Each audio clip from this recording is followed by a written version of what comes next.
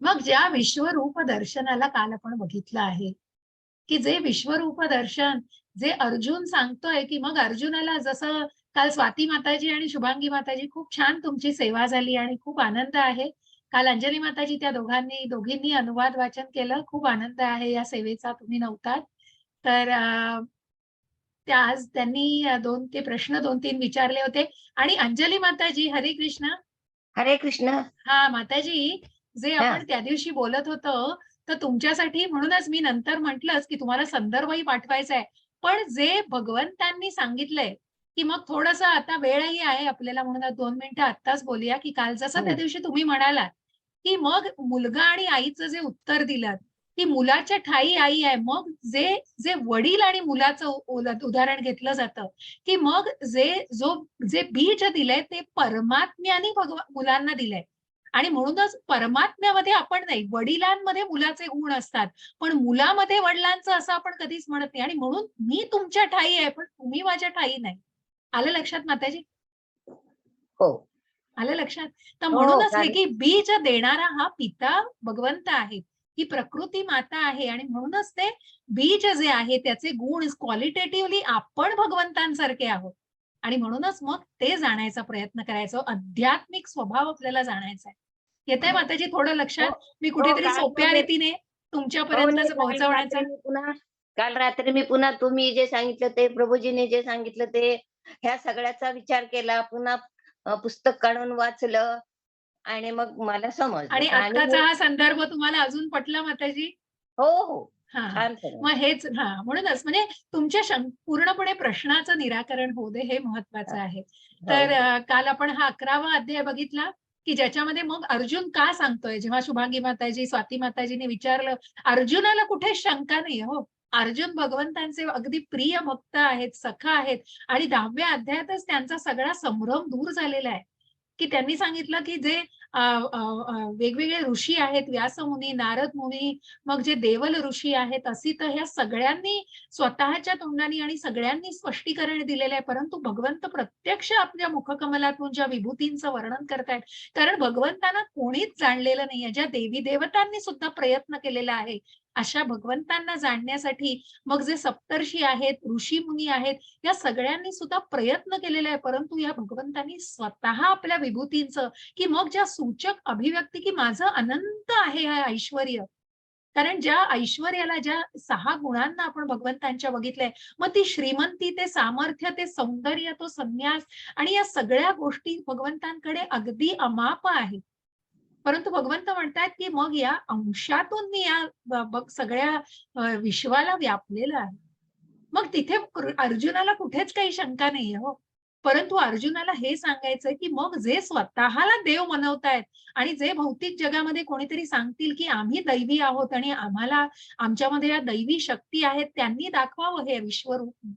आणि म्हणूनच अर्जुनाला भगवंतांनी ही विनंती केलेली आहे. आणि म्हणूनच अर्जुनाचा हा हट्ट आणि अर्जुनाला जेव्हा हा अप्रोच म्हणून मी सांगितलं ना, की प्रत्येक गीतेमधनं खूप गोष्टी शिकण्यासारख्या आहेत, ज्या की की असं सांगत नाही तो भक्त अगदी आवेशाने, की मला तुम्ही दाखवा, मी इतकं नामस्मरण करतोय, मी इतका असा आहे, मी तसा आहे, असं पटवून नाही. तर कुठेतरी तो आर्जवता आहे हो मनामध्ये. आणि म्हणूनच ती कुठेतरी विनंती केली आहे, की की मी पाहू शकतो का ते? माझी तेवढी पात्रता आहे का? आणि मग भगवंतांनी ते सांगितलंय आणि निश्चित त्याचा हट्ट पुरवून भगवंतांनी तिथेच आपल्या शक्तींनी, मग ज्या शक्तींचं मी आधीही आपण वर्णन केलेलं आहे, मग ज्या परा-अपरा शक्ती आहेत, परंतु ज्या अंतरंगी शक्ती आहेत भगवंतांच्या, ज्या आध्यात्मिक शक्ती आहेत, त्याच्यानुसारच भगवंतांनी तिथेच प्रत्यक्ष अर्जुनाला हे विश्वरूप दर्शन, ज्यामध्ये आपण मग कुठेतरी रौद्रता आहे, कुठेतरी उग्रता आहे त्या रूपामध्ये आणि म्हणूनच ते कुठेतरी कुठेतरी तात्पुरत्या स्वरूपावर आहे. परंतु या विश्वरूप दर्शनामध्ये अर्जुनाने चराचर बघितलं, ब्रह्मांड बघितलं.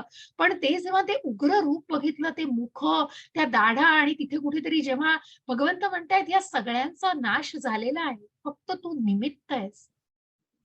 आणि म्हणूनच त्या भगवंतांच्या हातचं निमित्त आणि म्हणूनच ते साधन बनलेलं आहेस तू फक्त. मी हे सगळ्यांना नाश केलेला आहे, सगळ्यांना मी ठार मारलेलं आहे, यांचा अंत झालेला आहे. तू फक्त एक निमित्त बनतोयस या युद्धामध्ये. आणि म्हणूनच या अधर्माचा नाश हा झालेलाच आहे, म्हणून ते कुठेतरी चिरडले जात आहेत. म्हणून तू भूतो न भविष्यती, की तू भूतकाळात घडलेलं, वर्तमानात घडलेलं आणि भविष्यात घडलेलं सर्व काही याच्यात बघू शकतो. आणि मग सर्वात शेवटी पण कुठेतरी व्याकुळ झालाय. अर्जुन खूप ते सगळं रूप बघून कुठेतरी भयभीत, मग आधी जो असमंजस झाला होता, तो कुठेतरी आता व्याकुळ झालाय आणि त्याला त्याला अतिशय कुठेतरी त्याला भीती म्हणण्यापेक्षा की त्याच्या मनामध्ये तो गहिवरून आलाय त्याला आणि त्यांनी सगळं जे भगवंतांच्या विभूतींचं दर्शन घेतलं, त्यानंतर हे चराचर पूर्ण जेव्हा बघितलं त्याच्यामध्ये, तेव्हा तो म्हणतोय की नाही, मला भगवंता माझ्या मनाचा धीर कुठेतरी हललाय आणि माझं मन कुठेतरी विचलित झालेलं आहे, तर मला या हो. मनाला धीर द्यायचा आहे, तर तुम्ही मला पुन्हा तुमचं परमात्मा आणि तुमचं भगवान रूपच दाखवा. आणि मग ते भगवंत सांगतायत, की मग हे मी समाप्त करतोय, पण हे भूतो न भविष्यती हे रूप कोणीही बघू शकणार नाही. मग ज्या विश्वरूप, ज्या ब्रह्मांडाला यशोदा मातेने बघितलं बाळकृष्णाच्या तोंडात, परंतु ते कुठेतरी एक लहान स्वरूपावर होतं.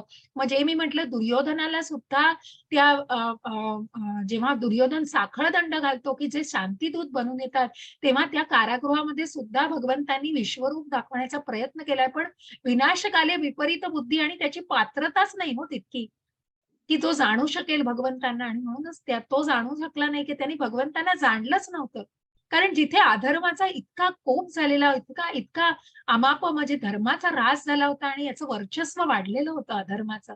आणि म्हणूनच ही अधर्मी, अहंकारी वृत्ती, ही द्वेषी वृत्ती, कपटी वृत्ती जी दुर्योधनामध्ये होतीच आणि ती त्याच्या वडिलांकडूनच ज्या धृतराष्ट्राला आपण कालही बघितलं, की संजयाच्याकडे विनंती करतोय आणि संजयाला कडनं सगळी माहिती घेतोय, पण कुठेतरी मनामध्ये इतकी भीती आहे, कारण जे राक्षस सैरावैरा पळत होते, मग भगवंतांच्या मध्ये ज्यांचा समावेश आहे, त्याचप्रमाणे ही राक्षसीच वृत्ती आणि म्हणून ते कुठेतरी भयभीत झाले होते. आणि म्हणून भगवंत म्हणतायत, की मग मी तुला हे माझं परमात्मा रूप आणि माझं भगवान रूप दाखवतोय, की जे बघायला सुद्धा देवी-देवता आतुरलेले असतात. आणि म्हणूनच मग प्रत्यक्ष, की हे रूप फक्त एक भक्त बघू शकतो.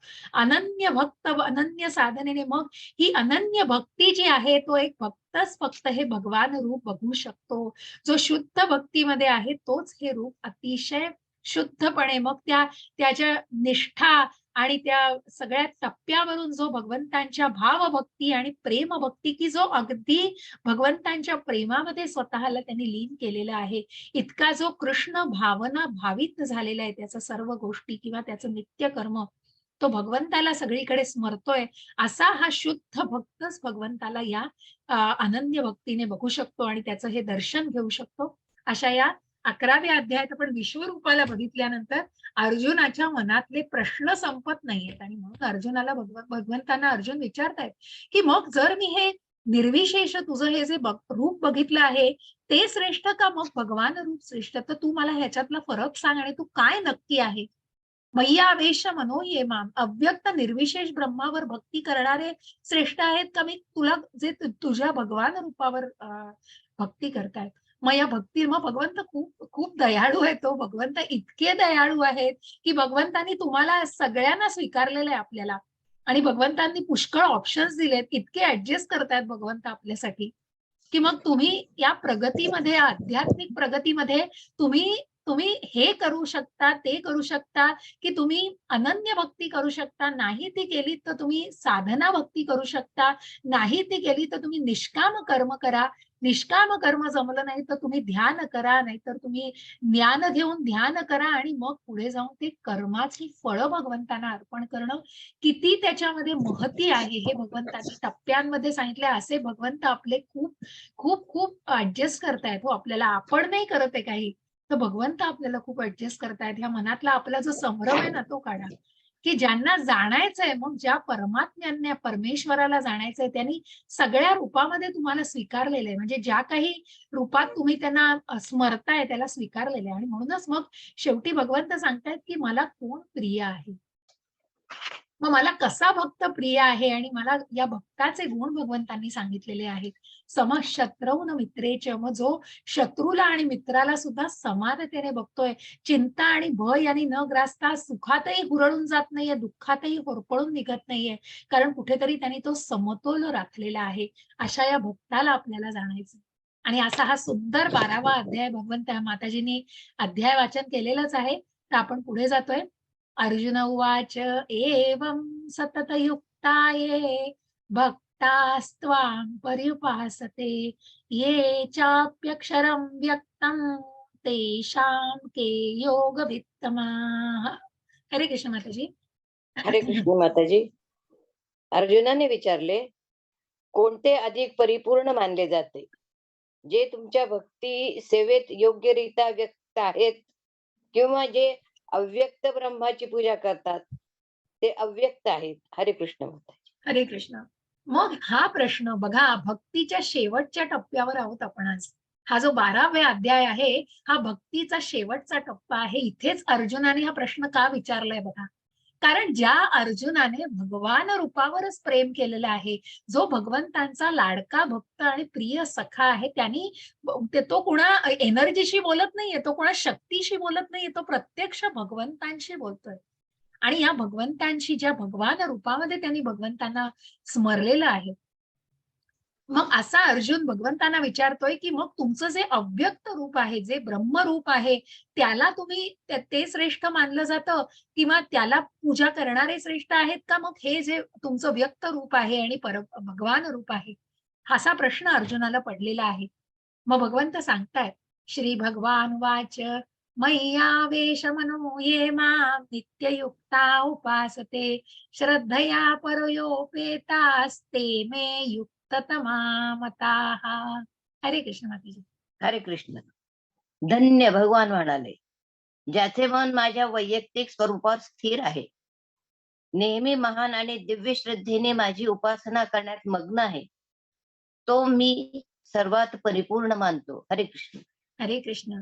आणि म्हणूनच मग भगवंत प्रत्यक्ष असं जाहीर करतायत की ज्याचं मन मग ज्या वैयक्तिक स्वरूपावर, जो भगवान रूपावर माझ्या प्रेम करतोय आणि ज्याच्यावर स्थिर आहे त्याचं मन दिव्य श्रद्धेने माझ्या उपासनेमध्ये, आणि म्हणून आपल्याला दिसतंय इथे की हा भक्त आहे, हा भगवंतांच्या उपासनेमध्ये. मग हेच जाणायचंय आणि अर्जुनाला हाच प्रश्न पडला होता. आणि या भक्तीच्या शेवटच्या टप्प्यावर याला हे निश्चित जाणून घ्यायचं होतं की नक्की श्रेष्ठ काय आहे. म्हणून भगवंत म्हणतायत की असा भक्तच मला प्रिय आहे. मग बघा की भगवंतांनी सांगितलं हा भक्त मला प्रिय आहे, पण मग ही जी मूर्ती पूजा केली जाते, याला अर्च्य विग्रह म्हणतात बघा. की ज्या इथे भगवान रूप, मग मग कोणी म्हणेल की मग ही कृष्णाची मूर्ती आहे, अहो ही तर दगडी मूर्ती आहे किंवा ही आशायाची बनवलेली मूर्ती आहे. पण ती नुसती मूर्ती नाहीये, ती फक्त आयडॉल वर्शिप नाहीये, ती फक्त मूर्तीपूजा नाहीये. तर उदाहरणादाखल तुम्हाला सांगायचं झालं तर तुम्ही एखादी पत्र लिहिता बरं का, आणि ते पत्र लिहून सपोज तुम्हाला पुण्याला टाकायचंय ते पत्र, तर तुम्ही जेव्हा त्या डेस्टिनेशनला, त्या ठिकाणी जाण्यासाठी तुम्ही ज्या गव्हर्नमेंटच्या लाल पेटीमध्ये जेव्हा ते पत्र टाकता, की जिथे शिक्का मारलेला असतो आणि ती सरकारी सरकारी ती जी पेटी असते, पोस्टाची पेटी, त्याच्यामध्ये जेव्हा ते पत्र पडतं टपाल, त्या टपाल पेटीतून मग त्या पोस्टमन थ्रू तुमचं पत्र त्या डेस्टिनेशनला, त्या तिथल्या ठराविक ठिकाणी ते जातं. मग हे तुम्हाला मान्यच असेल. पण जर एखाद्या मुलाने खेळण्यातली पोस्टाची पेटी केली आणि त्याच्यात जर तुम्ही ते पत्र टाकलं, तर जाईल का हो तुमचं ते पत्र? नाही जात. का नाही जाणार? ती खोटी पेटी आहे ना. ती खोटी पेटी आहे, हेच जाणायचंय. मला प्रश्न काय विचारला, एक सेकंद माताजी, मला क्वेश्चन होता की ध्यान स्वतःला जमत नसेल तर ध्यानासाठी क्लास लावावा तर चालेल. मी सांगते, कोणी विचारलाय हा प्रश्न नक्की सांगते, मला थोडा वेळ द्या. कोण विचारत आहे? वसुधा माताजी. नक्की सांगते तुमच्या याचं उत्तर. क्लासच्या नंतर आपण, अध्ययनाच्या वर्गानंतर आपण नक्की बोलूया याच्याबद्दल. तर म्हणूनच मग मग माताजींनी जे उत्तर दिलं की बरोबर, की मग त्या पेटीतनं, कारण ती कुठेतरी खेळण्यातली पेटी आहे हो. मग त्याला कुठेतरी शिक्का नाहीये त्याच्यावरती आणि ती पेटी फक्त एक एक त्याचं प्रतीक आहे. आणि म्हणूनच भगवंत सांगतायत की मग ही जी मूर्ती पूजा आहे, ही फक्त मूर्तीची पूजा नाही केली जात. तर तो उत्तम आध्यात्मिक गुरु जेव्हा मग त्या मूर्तीवरती प्रतिष्ठापना केली जाते, त्याची प्राण प्रतिष्ठा केली जाते, तेव्हा त्या मूर्तीमध्ये प्रत्यक्ष भगवानांना आमंत्रित केलं जातं आणि भगवानांना आपण बोलवतो. आणि मग ज्या मंत्र उच्चारांनी मग अनेक नद्यांचे जे आपण प्राणप्रतिष्ठा, मग ज्या गणपती उत्सवामध्ये आपण गणपतीच्या मूर्तीची प्राणप्रतिष्ठा, जे कोणी 1.5 दिवस, 3 दिवस, 4 दिवस, 5 दिवस गौरी बरोबर आणि मग 10 दिवस जे गणपतीनं बसवतात, ती कुठेतरी प्रतिष्ठापना केलेली मूर्ती असते आणि म्हणूनच त्याला तितकं महत्व असतं. आणि तीच प्रतिष्ठापना कोण करू शकतो, तर एक योग्य आध्यात्मिक जाणणारा, मग एक पुजारी आणि उत्तम गुरु, की जो भगवंतांबद्दल जाणतोय आणि तो मंत्र उच्चारांनी आणि त्या वेदांच्या पठणाने त्या मूर्तीमध्ये ती प्राण प्रतिष्ठा आणतोय. आणि म्हणूनच मग अशा मूर्तीला, मग ती फक्त मूर्तीपूजा उरत नाही, ते भगवंतांशी संबंध. आणि म्हणूनच बघा, मी कालच्या अध्यायात तुम्हाला म्हटलेलं, की 11व्या अध्यायाच्या सुरुवातीला तुम्हाला ते ज्या विभूती भगवंतांनी 10व्या अध्यायात दाखवल्या, जेव्हा तुम्हाला कुठेतरी उदास वाटतं, तुम्ही जेव्हा देवळामध्ये जाऊन बसता, एक उत्तम वाइब्स असतात तिथे, उत्तम असं वातावरण तर असतंच, परंतु आपण जी निराशा असते, अगदी 1-2 मिनिटासाठी आपण जरी भगवंतांवर आपलं लक्ष केंद्रित केलं, तरी बऱ्याचदा मला तरी असा अनुभव आहे, की घळा-घळा डोळ्यातनं पाणी येतं. मग आपल्या भावना असतील किंवा आपण कुठेतरी पोहोचण्याचा प्रयत्न हा कुठेतरी आपण खूप खूप खूप प्राथमिक स्वरूपावर आहोत. पण हे कुठेतरी जे जोडलं जाणं हे मूर्तीपूजा नाही, तर प्रत्यक्ष त्या भगवंतांची. आणि म्हणूनच त्याला भगवान स्वरूप आणि म्हणून त्याला अर्च्य विग्रह म्हटलेलं आहे, की हा जो अर्च्य विग्रह, मग जो पुजारी, मग अनेक वर्षानुवर्ष पुजारी बघा भगवंतांची पूजा अर्चा करत असतात. किती त्याच्यामध्ये त्यांनी ओतप्रोत त्यांची भक्ती भरलेली असते. अशी अनेक उदाहरणं प्रभूजींनी त्या दिवशी सांगताना सांगितलं, की प्रत्यक्ष पुजाऱ्यांना असे अनुभव आहेत, की ज्या भगवंतांशी जे नातं जोडलं गेलेलं असतं त्यांचं. असं हे अर्च्य विग्रह. आणि म्हणूनच भगवंत म्हणतात, असा भक्त मला प्रिय आहे, जो माझी उपासना करतोय, मनापासून माझी उपासना करतोय. हरे कृष्ण माताजी. हरे कृष्ण. परंतु जे सर्व इंद्रियाचे संयमन करून आणि सर्वांच्या ठायी समबुद्धी ठेवून अव्यक्त इंद्रियातीत, सर्वव्यापी, अचिंत्य, अविकारी, स्थिर आणि अचल अशा परमसत्याच्या निर्विशेष रूपाची पूर्ण उपासना करतात, ते सर्वांच्या हितार्थ संलग्न होऊन शेवटी माझीच प्राप्ती करतात. हरे कृष्ण माता. हरे कृष्ण. मग जे भक्त, मग आता भक्त त्यांना नाही म्हटलं, आणि ज्या व्यक्ती की कुठेतरी स्वतःच्या इंद्रियांचं संयमन करून त्या भौतिक वासनांपासून स्वतःला दूर ठेवून आणि सर्वांच्या ठायी समबुद्धी, मग सर्वांना योग्य पद्धतीने हाताळणं आणि सर्वांची योग्य पद्धतीने आचरण करणं, अव्यक्त इंद्रियातीत, सर्वव्यापी, अचिंत्य, अविकारी, स्थिर आणि अचल अशा परमसत्याच्या, मग जो त्या ब्रह्मरूपाशी निगडीत आहे, कुठेतरी त्या अव्यक्त रूपाची उपासना करतायत, मग त्यांनी भगवंतांना भगवंत न मानता कुठेतरी ती शक्ती आहे. मग असे अनेक लोक आहेत ज्यांना इम्पर्सनॅलिझम म्हटलंय. पर्सनॅलिझम म्हणजे व्यक्त आणि इम्पर्सनॅलिझम अव्यक्त. इंग्लिश शब्द सांगण्याचा उद्देश कधीतरी या गोष्टींचा संदर्भ येतो म्हणून. आणि म्हणूनच मग हे जे अव्यक्त रूपावर उपासना करतात, तेही सर्वात शेवटी ते भगवंतांच्याच स्वभावाची प्राप्ती करतात. कारण मार्ग तोच अवलंबलेला आहे. कारण सुरुवात कुठेतरी ब्रह्मपासून आहे, पण त्या भगवंताला जाण्याचा प्रयत्न तर करतात. कुठेतरी ती सुरुवात तर झालेली आहे. आणि म्हणूनच असे लोक निश्चितच भगवंत म्हणतात, ते माझीच प्राप्ती करतात. क्लेशोऽधिकतरस्तेषां व्यक्तासक्तचेतसाम् अव्यक्ता हि गतिर्दुःखं देहवद्भिर्वाप्यते. हरे कृष्ण माताजी. हरे कृष्ण. ज्यांचे मन परम सत्याच्या अव्यक्त निर्विशेष रूपामध्ये आसक्त झालेले आहे, त्यांना प्रगती करणे अतिशय क्लेशदायक आहे. त्या मार्गात प्रगती करणे हे देहधारी जीवासाठी नेहमीच अतिशय दुष्कर असते. हरे कृष्ण माता. हरे कृष्ण.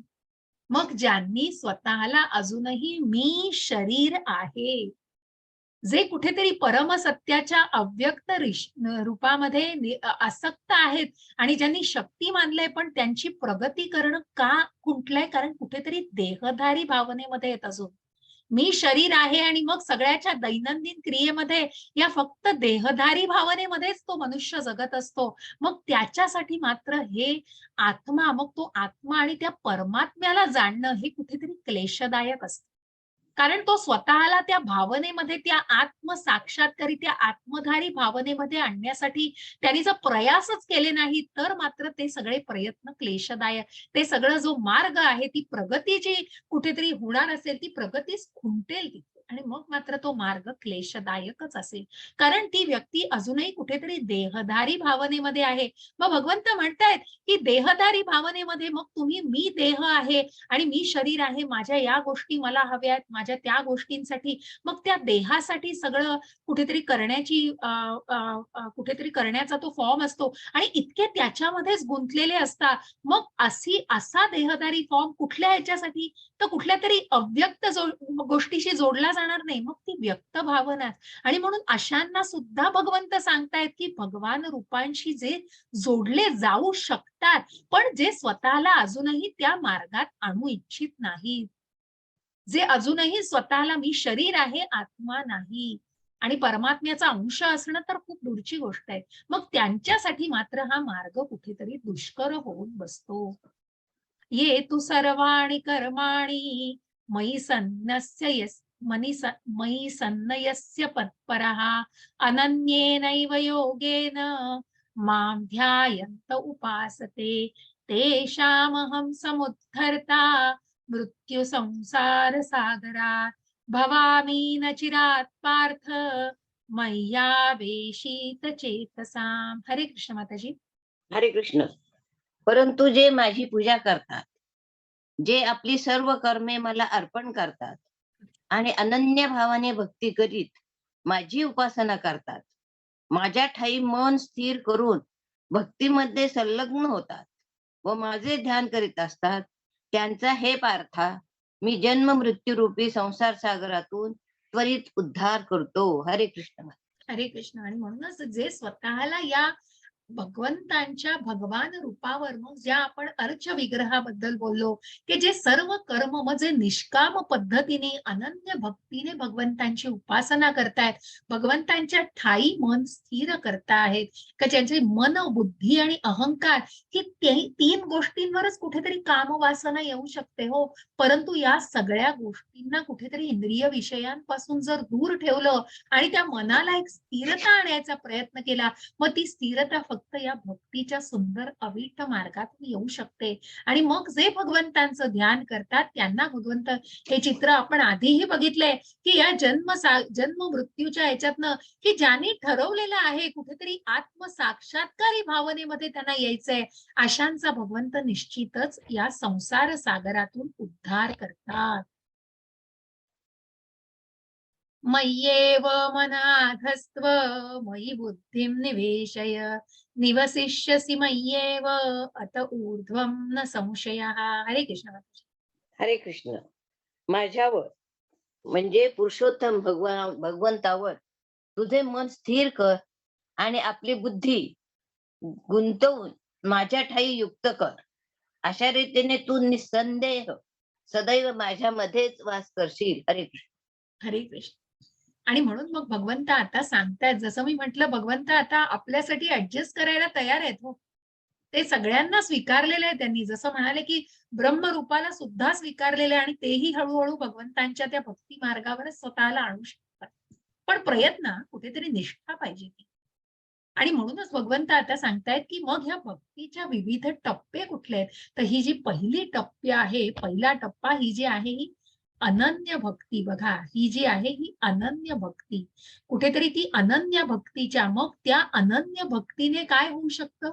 तर तू तुझं मन आणि बुद्धी माझ्यावर स्थिर करू शकतोस आणि तू अशा प्रकारे सदैव माझ्यामध्ये वास करू शकतोस. असे हे जे भगवंतांचे सर्व सवंगडी आहेत, मग त्या गोपिका आहेत, की जिथे ते भगवंतांच्या प्रेमामध्ये इतकं त्यांना दुसरं काही दिसायचंच नाही हो. फक्त कृष्ण कृष्ण आणि असे हे सवंगड्यांना, गोपांना आणि त्यांच्या गोपिकांना हे भगवंत इतके प्रिय होते, की तो अनन्य भक्तिभाव होता त्यांच्यामध्ये आणि त्यांनी अगदी जीवापाड प्रेम केलेलं होतं भगवंतांवर. अथ चित्तं समाधातुं न शक्नोसि मयि स्थिरम् अभ्यासयोगेन ततो मामिच्छाप्तुं धनंजय. हरे कृष्ण माताजी. हरे कृष्ण. हे धनंजय, जर तू आपल्या मन निश्चलत्वाने माझ्या ठायी स्थिर करण्यास असमर्थ असशील तर भक्ती योगाच्या नियमक तत्वाचे पालन कर. अशा रीतीने मला प्राप्त करण्याची इच्छा तू उत्पन्न कर व तुम्हाला पूर्ण सिद्धी प्राप्त होईल. हरे कृष्ण. हरे कृष्ण. मग ही अनन्य भक्ती तुला जर शक्य नसेल, तुला जर तुझा मन आणि तुझी बुद्धी माझ्याच ठिकाणी स्थिर करणं, मग ती स्थिरता आणणं सोपं नाही हो. कारण तो भक्तीचा टप्पा जो आहे भावभक्ती आणि मग ज्या ध्यान योगामध्ये समाधीचा टप्पा, की मग ज्या अष्टांग योगाचे आपण टप्पे बघितले, त्या टप्प्यांनी जो समाधीस्थ अवस्था आणि त्या भगवंतांच्या भाव आणि भक्ती प्रेमाला, की मग त्यामध्ये कुठेतरी आणून जेव्हा तुम्ही मन स्थिर करण्याचा प्रयत्न करत असाल, पण तुला जर ते शक्य नसेल आणि ते करण्यास तू असमर्थ असशील, तर या भक्ती योगाच्या नियामक तत्वांचं तू पालन कर. मग जे काही नियम दिलेत, मग बघा, कारण तुम्ही एकदम मग तुम्हाला उदाहरण सांगायचं झालं, तर एखादा मनुष्य ड्रायव्हिंग शिकतोय बरं का. मग तो ड्रायव्हिंग शिकताना तो ट्रेनर पहिल्याच दिवशी आणेल का हो त्यांना हायवेवरती? आणेल हायवेवरती? ट्रेनिंग शिकवतायत आणि मग घे गाडी आणि चल आता हायवेवर चालवायला, असं होईल का हो? नाही. असं होईल? नाही होणार असं. नाही होणार, बरोबर. साधी सायकल शिकताना सुद्धा एकदम सोडत नाही. अगदी बरोबर. म्हणजे कुठेतरी त्याला त्याचं ज्ञान घ्यायचंय आणि म्हणूनच डायरेक्ट त्या अनन्य भक्तीवर जर शक्य नसेल, तर कुठेतरी पायरी-पायरीने तर शक्य होईल. मग तो ट्रेनर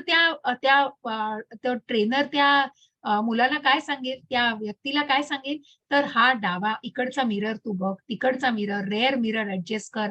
मग कुठल्या बाजूला बघायचं किंवा कशाप्रकारे तुझं लक्ष केंद्रित केलं पाहिजेस. मग तो अ, ब, क म्हणजे ॲक्सिलरेटर, ब्रेक आणि क्लच याला कशाप्रकारे कोऑर्डिनेट केलं पाहिजे. या सगळ्या गोष्टी जाणणं, मग हे ज्ञान घेतलं जातं. आणि जेव्हा हे ज्ञान मग या टप्प्या-टप्प्यांवरून जेव्हा तू साधना भक्ती करशील, मग जेव्हा तू हे नियामक तत्व, की सकाळी लवकर उठून भगवंतांची मंगल आरती अटेंड करायची, मग नामस्मरण करायचं. मग हे नामस्मरण केल्यानंतर जे काही सत्संगाचे आपण म्हणतो ज्या साधुसंग, भजन क्रिया अशा प्रकारे ज्या सत्संगामध्ये स्वतःला भक्तांच्या संगामध्ये ठेवशील, तसं तुझं तो भक्तीचं प्रेम वाढत जाईल आणि भक्तीच्या टप्प्यावर तू निश्चितच कुठेतरी प्रगत होण्याचा प्रयत्न करशील. म्हणून भगवंतांनी ही साधना भक्ती सांगितली. मग आता ही पण शक्य नसेल तर बघा हां, अभ्यासेप्य समर्थोसी मत्कर्म परमो भव मदर्थमपि कर्माणि कुर्वन् सिद्धीम वाप्स्यसि. हरे कृष्ण. हरे कृष्ण. जर तुम्ही भक्ती योगाच्या नियमाचे पालन करू शकत नसाल तर फक्त माझ्यासाठी कार्य करण्याचा प्रयत्न करा. कारण माझ्यासाठी कार्य करून तुम्ही परिपूर्ण अवस्थेत याल. हरे कृष्ण. हरे कृष्ण. मग भगवंत म्हणतायत तुला जर सकाळी उठून किंवा मग हे चॅन्टिंग करणं, नामस्मरण करणं आणि तुला जर या सगळ्या साधना भक्तीमध्ये जर तुला शक्य नसेल ही साधना भक्ती आणि या नियमांचं पालन करणं, मग जे जे नियम असतात, काटेकोर नियम आहेत, जे इस्कॉनचे 4 नियम, मग ते तुम्ही मांसाहार न करणं, की मद्यपान न करणं, परस्त्रीशी संबंध न ठेवणं आणि जुगार न खेळणं, या सगळ्या गोष्टी तर खूप काटेकोरपणे पाळल्याच पाहिजे. पण पुढच्या टप्प्यांवर तुम्हाला कदाचित अजून कांदा लसूण खाऊ नका, मग चहा कॉफी सारखी पेय पिऊ नका, कारण कुठेतरी त्याच्यामध्ये तामसी किंवा कुठेतरी मादकता असते आणि म्हणूनच मग त्या पेयांना तुम्ही अव्हॉइड करा. हे सगळे नियम आहेत. पण हे जर तुला शक्य नसेल, तर तू काय कर, तू माझ्यासाठी कार्य करायचा प्रयत्न कर. मग ही व्यक्ती बघा दिसतीये तुम्हाला चित्रात, ती मंदिर बांधण्याचा कुठेतरी प्रयत्न करतीये. मग त्या मंदिर बांधण्याच्या कामामध्ये ती मदत करतीये. कारण जे कर्म करतीये ते भगवंतांसाठी केलं जातंय आणि म्हणूनच माझ्यासाठी ते कार्य करून तुम्ही परिपूर्ण अवस्थेवर, मग भगवंत म्हणतायत ॲडजस्ट करायला भगवंत तयार आहेत. पण मग तुमचा वेळ किंवा भगवंतांना तुम्ही त्याप्रमाणे तुमचं काम मग तुम्ही ते निष्काम पद्धतीने का करा, की तुम्ही तुमचा वेळ मग तुम्ही जे जी सेवा देऊ शकाल याच्यामध्ये. आता त्याच त्याच अनुषंगाने आज मी तुम्हाला हे सेवेबद्दल सांगणार आहे. इस्कॉनच्या सेवाही तुम्हाला शेअर करणार आहे आणि आणि काही दान पद्धतींबद्दल. मग स्वेच्छेने हो सगळं. कुठलीही सक्ती नाही तुमच्यावर. मग ज्याला आपल्यातनं खरोखर काही देण्याची इच्छा असेल, भगवंतांना जे काही अर्पण करायचं आहे ती स्वेच्छेने करायचं आहे. आणि म्हणून मग भगवंत म्हणतायत, की हे जे कर्म करणार आहेस हे तू मला अर्पण कर आणि हे तू परिपूर्ण अवस्थेवर कधी येशील, मग तुला हा भगवद्गीतेचा कोर्स आवडलाय, मग तुला आवडला तू अजून 4 जणांना पाठव, पण ते निष्काम पद्धतीने कर. कारण तू त्याची अपेक्षा करू नको आणि मग ते त्यांनी केला का नाही केला ह्याच्याशी तुझा काही संबंध नाही. पण तू तुझ्याकडून निश्चित ते त्यांच्यापर्यंत पोहोचवण्याचा प्रयत्न कर. असं हे निष्काम कर्म तू करू शकतोस. यत् करोषि यदश्नासि यज्जुदोषि ददासि यत् तपस्यसि कौन्तेय तत्मत् कुरुष्वार्पणम्. हरे कृष्ण माताजी. हरे कृष्ण. हे कुंती पुत्र, तू जे काही करतोस, जे काही खातोस, जे काही अर्पण करतोस आणि दान करतोस, तसेच तू जे काही तपस्या करतोस ते सर्व मला अर्पण म्हणून करावे. हरे कृष्ण. हरे कृष्ण. मग जसं मी म्हटलं, की भगवंतांनी त्यांच्या कुठल्याही रूपात ज्यांना स्वीकारलेल्या या सगळ्या भक्तांचा भगवंतांनी स्वीकार केलेला आहे. परंतु भगवंत म्हणतात हे निष्काम पद्धतीने, मग मी तुझ्यावरती नक्की जे काही आहे ते तुझं रक्षण करायला आणि जे काही तुझ्याकडे आहे त्याचं, जसं योगक्षेम महाम्यम आपण 10व्या अध्यायात बघितलं, की जे तुझ्याकडे आहे त्याचीही मी काळजी घेणार आहे आणि तुझ्याकडे जी उणीव आहे तीही मी पुरी करणार आहे. हे सगळं करायला भगवंत तयार आहे. पण मग तू काहीतरी तुझं मला दिलं पाहिजेस, की तू तुझा वेळ मला दे, तुझी सेवा मला दे. मग जे काही अर्थार्जन तू करतो आहेस त्याच्यातला भाग मला दे. तू जे करतो आहेस ते कृतज्ञतेने मला अर्पण कर. आणि म्हणूनच मग जे काही अर्पण करतोस, दान करतोस ते मला म्हणून अर्पण करावे. याच लाईन्सवर मी सांगू इच्छेन, की मग ह्या ज्या इस्कॉन सारख्या संस्था आहेत, मग या या कुठेतरी या सगळ्या या दान पद्धतीवर मग जे मोठे-मोठे इंडस्ट्रियलिस्ट किंवा मोठी-मोठी लोकं जे डोनेशन्स करतात. आता प्रभूजीचे मंदिर बांधण्याचा प्रभूजींचा जो संकल्प आहे आणि जे संकल्प म्हणण्यापेक्षा जे स्वप्न आहे ते पूर्ण करण्यासाठी अनेक भक्तांनी त्यांना कुठेतरी सपोर्ट करतायत आणि अशा प्रकारे सहाय्यता करून, की मग या सगळ्या गोष्टी स्वेच्छेने झाल्या पाहिजेत. मग जे तुम्ही कराल ते तुमचं जे कमवताय त्याच्यातनं तुम्ही कृतज्ञतेने भगवंतांसाठी काही देऊ शकाल का? स्वेच्छेने, तुम्हाला कुठलीही सक्ती नाही. आणि म्हणून मग या सगळ्या सेवा मी तुम्हाला परत एकदा शेअर करीन. मग हे तुम्ही डोनेट करू शकता. त्या साईटवर जाऊन, ही जुनी साईट आहे, मी जे अपडेट केलंय सगळं आणि अपडेटेड इन्फॉर्मेशन तुम्हाला सगळं शेअर केलं जाईल. आणि म्हणून मग असं हे हर्षदान जे नंद महाराज कृष्णाचा जन्म तिथे गोकुळामध्ये झाल्यावर त्यांनी जे हर्षोल्लासित होऊन केलेलं दान आहे. आणि म्हणून मग सांगितलंय, की अथैतदप्य शक्तोसी कर्तुम मद्योगमाश्रितः सर्व कर्म फलत्यागम ततः कुर्यतात्मवान. हरे कृष्ण माताजी. हरे कृष्ण. तथापि तू जर माझ्या भावनेने युक्त होऊन कर्म करण्यास असमर्थ असशील तर सर्व कर्म फलाचा त्याग करून कर्म करण्याचा आणि आत्मस्थित होण्याचा प्रयत्न कर. हरे कृष्ण. हरे कृष्ण. मग ती देहधारी भावना सोडून तू कुठेतरी स्वतःला आत्मधारी, आत्मस्थित होण्याचा प्रयत्न कर. कारण तू जर माझ्या भावनेने युक्त होऊन ते कर्म जर तू मला करू शकत नसतील माझ्यासाठी, जे काही खातोयस वगैरे, तर मग तसं करण्यास असमर्थ असलास तर तुझी कर्मफळांचा त्याग कर आणि मग त्याग करून ती भगवंतांना अर्पण कर. कशा प्रकारे भगवंत ऑप्शन सांगतायत बघा. मग पुढच्या टप्प्यांवर आपल्याला अजून जाणता येईल. पण ही जी भावना आहे मनातली ही कुठेतरी स्वेच्छेने झाली पाहिजे. ही कुठलीही लादत नाहीयेत भगवंत, परंतु तो प्रयत्न तू करू शकतोस हे भगवंतांनी सांगितलंय. श्रेया हि ज्ञानमभ्यास्यात् ज्ञानात् ध्यानं विशिष्यते ध्यानात् कर्मफल त्यागात् त्यागाच्छन्त निरंतरम. हरे कृष्ण माताजी. हरे कृष्ण. तुला जर असा अभ्यास करणे शक्य नसेल तर ज्ञानाचे अनुशीलन करण्यात तू स्वतःला संलग्न कर. तथापि ज्ञानापेक्षा ध्यान श्रेष्ठ आहे आणि ध्यानापेक्षाही कर्मफलाचा त्याग करणे श्रेष्ठ आहे. कारण अशा कर्मफल त्यागामुळे मनुष्याला मनःशांती प्राप्त होते. हरे कृष्ण. हरे कृष्ण. आणि म्हणून मग तुला जर हे निष्काम कर्म जमत नसेल तर तू ज्ञान घे. मग बघा प्रत्येक अध्यायाच्या मध्ये उल्लेख आहेच, की हे ज्ञानाने परिपूर्ण. मग जेव्हा तू हे पूर्णपणे ज्ञानाने परिपूर्ण असशील, तर हे ज्ञान घेणं हे ध्यानापेक्षा, हे ज्ञान घेण्यापेक्षा मग ध्यान. जसं ज्ञान घेऊन तू जाणू शकतील आणि तू जर शरीर नाहीयेस, आत्मा आहेस, ही भावना स्वतःमध्ये दृढ करण्याचा प्रयत्न करशील आणि त्या भावनेशी संलग्न होण्याचा प्रयत्न करशील.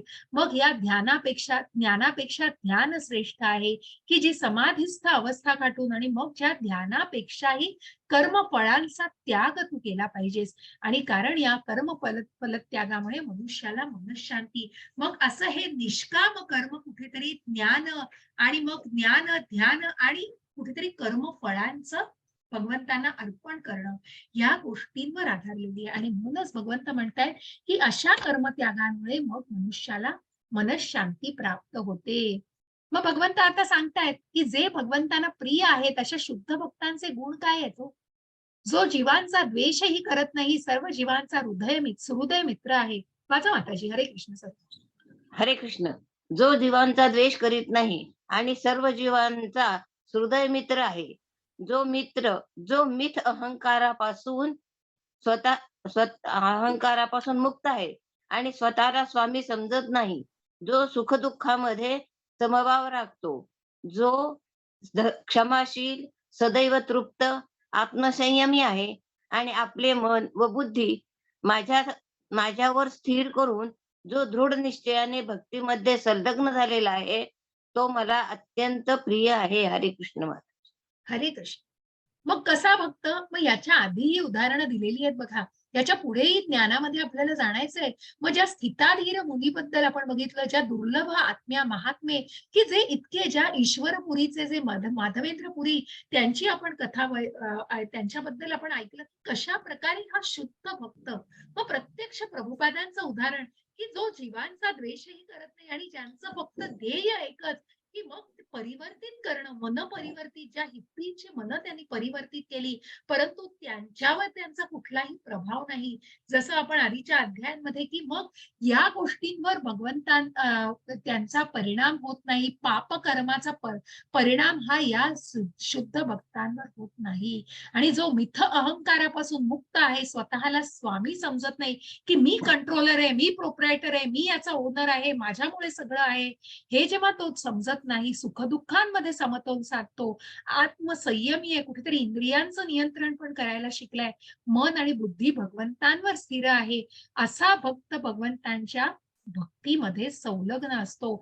अशी ही भक्ती आपण बघितली, की जी पहिली आपण बघितली, कुठली सर्वात पहिली भक्ती? तर अनन्य भक्ती. अनन्य भक्ती नाही तर साधना भक्ती. साधना भक्ती नाही तर निष्काम भक्ती. निष्काम भक्ती नाही तर कर्मफळांचं कुठेतरी ज्ञान, ध्यान आणि मग त्या कर्मफळांचा त्याग करणं. या सगळ्या गोष्टीतनं आपल्याला कुठेतरी जाण्याचा प्रयत्न करायचा आहे, की मग तो उत्तम भक्त कसा आहे, जो भगवंतांना प्रिय आहे. मग कशा प्रकारे भक्त? मग हे भगवंतांनी भक्ताचे गुण सांगितलेले आहेत, ज्याच्यामुळे कोणीही उद्विग्न होत नाही आणि जो इतर कोणामुळे उद्विग्न होत नाही, जो हर्ष आणि दुःख, भय आणि चिंता यामध्ये समभाव राखतो, तो मला अत्यंत प्रिय आहे. हरे कृष्ण माताजी. ही मी वाचलंय आता. हा, मी वाचलंय. वाचले.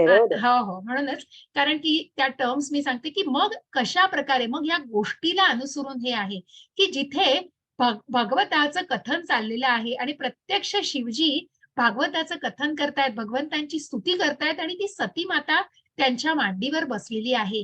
परंतु सर्वजण जे आजूबाजूचे ऋषी आणि जे व्यास मुनी आहेत, नारद मुनी आहेत, ते कुठल्याही देहधारी भावनेमध्ये नाही, तर ते आत्मिक भावनेने तिथे आहेत.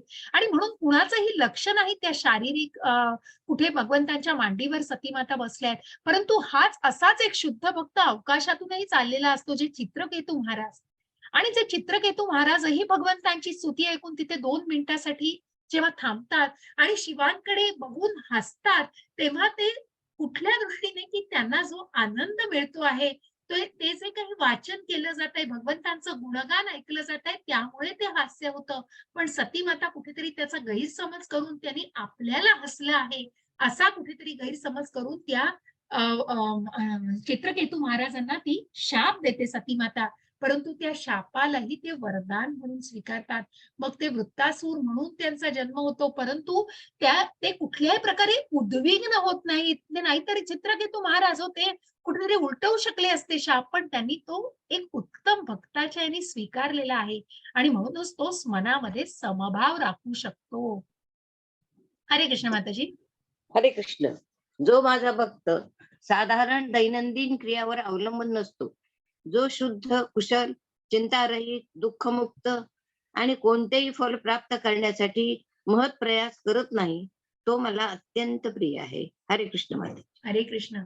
की बघा, मग असा जो भक्त आहे, की जो साधारण दैनंदिन क्रियांवर मग तो कुठल्याही सुखासाठी तो अतिशय मला हे हवंय, मला ते आहे, कुठल्याही इंद्रिय विषयांच्या सुखाला तो मानत नसतो सुख आणि त्याच्यावरती तो अवलंबून नसतो. जो शुद्ध, कुशल आणि चिंतारहित, दुःखमुक्त आणि कुठलंही फळ प्राप्त करण्यासाठी महत् प्रयास करीत नाही. त्याने सुख दुःखामध्ये कुठेतरी समतोल राखायचा प्रयत्न केलाय.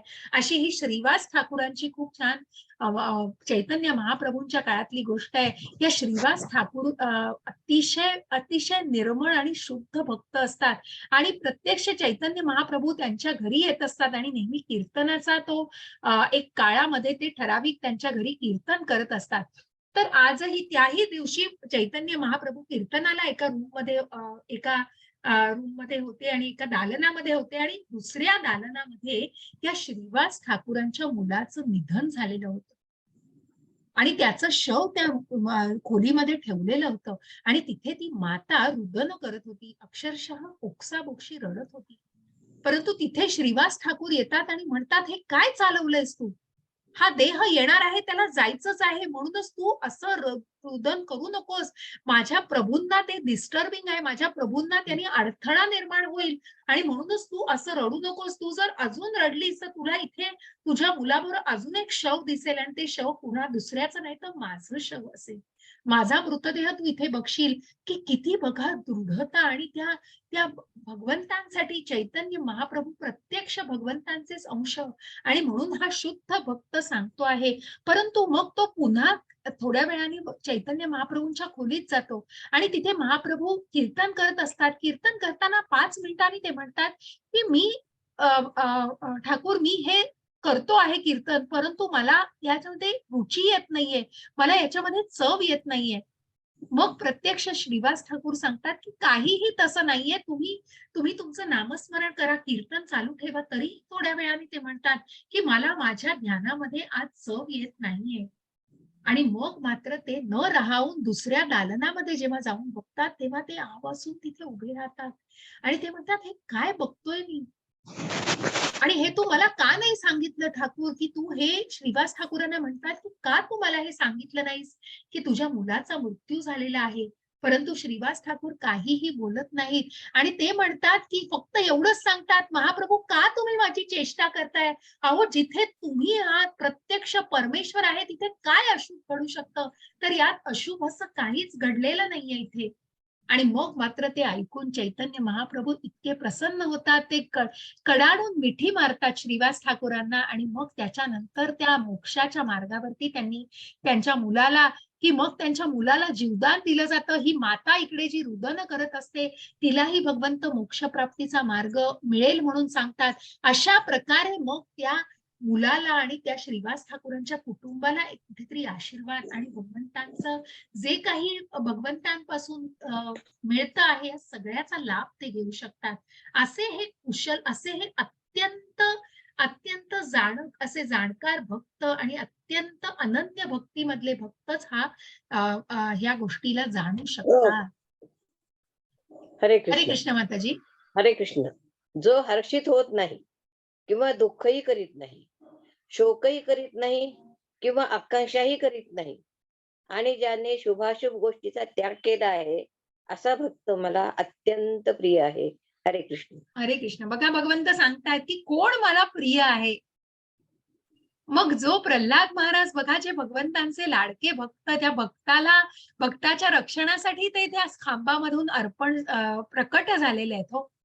आणि म्हणूनच मग त्या भगवंतांवर इतकी दृढ श्रद्धा प्रल्हाद महाराजांची की भगवंत आहेत आणि माझं रक्षण करणार आहेत. मग त्या हत्तीच्या पायाखाली देऊ दे, मोठ्या मोठ्या उंच खोल दरीमध्ये टाकू दे, सर्पांचा निवास असू दे किंवा अनेक त्या मरण यातनांना त्यांना कुठेतरी तोंड द्यायला लागू दे. परंतु ती अनन्य भक्ती आणि ती भक्ती इतकी शुद्ध भक्ती होती, की ते भक्त मग त्या सुख-दुःखांचा समतोल राखतात आणि ज्याने शुभाशुभ गोष्टींचा त्याग केलेला आहे. मग असा भक्त कुठल्याही इंद्रिय वासनांशी संलग्न राहत नाही. हरे कृष्ण माताजी. हरे कृष्ण. जो मनुष्य शत्रू आणि मित्र यांच्या ठिकाणी समान असतो, जो मान-अपमान, शीत, उष्ण, सुख-दुःख, स्तुती, निंदा यामध्ये समभाव राखतो, जो कुसंगापासून नेहमी मुक्त असतो, सदैव शांत आणि जे काही मिळेल त्यात संतुष्ट असतो, जो घरादाराची काळजी करीत नाही, ज्ञानामध्ये स्थित आहे आणि भक्तीमध्ये संलग्न झालेला आहे, तो मला अत्यंत प्रिय आहे. हरे कृष्ण. हरे कृष्ण. बघा प्रत्येक ठिकाणी भगवंतांनी की कुठला भक्त मला अत्यंत प्रिय आहे. हे चारही स्लाइडमध्ये बघा भगवंतांनी कशा प्रकारे वर्णन केलेलं आहे. पाचही स्लाइडमध्ये की जो इतरांचा द्वेष, बघा हा द्वेष शब्द जो मी म्हटलं तुम्हाला, मत्सर, मग भगवंतांविषयी ज्याला मत्सर आहे, भगवंतांनी 18व्या अध्यायातही सांगितले जे मत्सर करतायत त्यांच्यापर्यंत हे ज्ञान पोहोचवू नये. मग ज्या प्राणीमात्रांची बघा का मांसाहार करू नका सांगतं इस्कॉन, कारण त्यामागची भावना कुठेतरी त्या मत्सराला तुम्ही मुळापासूनच काढू शकता. तुम्हाला इतके सगळे ऑप्शन असताना तुम्ही त्या प्राण्याला कुठेतरी मांसाहार करून तशा प्रकारे जीवे मारलं जातं. आणि म्हणूनच कुठेतरी मग या गोष्टीला जाणून घ्यायचंय की तुम्ही स्वतःच्या सुखासाठी त्या मूक जनावराला मारताय आणि हा कुठेतरी मत्सर आहे तुमच्या मनातला, की मी त्या दुसऱ्याला जगू द्यायचं नाही, मला जगायचंय म्हणून मी त्याला जगू देणार नाही. हे किती किती घातक विचार आहेत बघा. आणि म्हणूनच हे अत्यंत द्वेषी आणि अत्यंत मत्सरी विचार आहेत, की ज्याचा जसं आपण शिशुपालाचं उदाहरण घेताना म्हटलं, की हा मत्सर दुसरं काही नाही, त्याला मुळापासूनच उखडून टाकलं पाहिजे. मग त्या झाडाला नुसतं जाळून त्याचा अवशेष नुसते राहतातच मागे.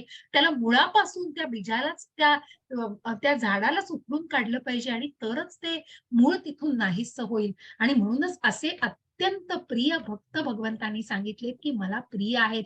हे अमरीश महाराजांचं उदाहरण आहे, ज्यांनी स्वतःला त्यांचे सगळे अवयवांना मग त्या श्रवणम, कीर्तनम, स्मरणम, अर्चनम, वंदनम, पाद्य सेवनम, साख्यम, दास्यम, आत्मनिवेदनम, जे काही हात, पाय, डोकं, मन, डोळे, कान, तोंड या सगळ्या अवयवांना भगवंतांच्या भक्तीमध्ये संलग्न केलेलं होतं. आणि असा हा भक्त भगवंतांना इतका प्रिय, मग अशा वैष्णवाचा जेव्हा अपमान दुर्वास मुनी जेव्हा कुठेतरी कपटाने तसा, की प्रत्यक्ष दुर्वास मुनी सुद्धा शुद्ध भक्त, पण कुठेतरी तो जो द्वेषी भावना आणि त्यामुळे ते जे शाप देतात अमरीश महाराजांना आणि तशामुळे त्या वैष्णवाचा कुठेतरी अपमान झालेला आहे, तो अपमान भगवान पण सहन करत नाहीत आणि त्याच्यावर सुदर्शन चक्र की पळत सुटतात दुर्वास महाराज. आणि म्हणूनच दुर्वास मुनी की ते भगवंत निश्चितच मग त्यांना कुठेतरी उपरती झालेली आहे, परंतु त्या त्या दुर्वास मुनींना सुद्धा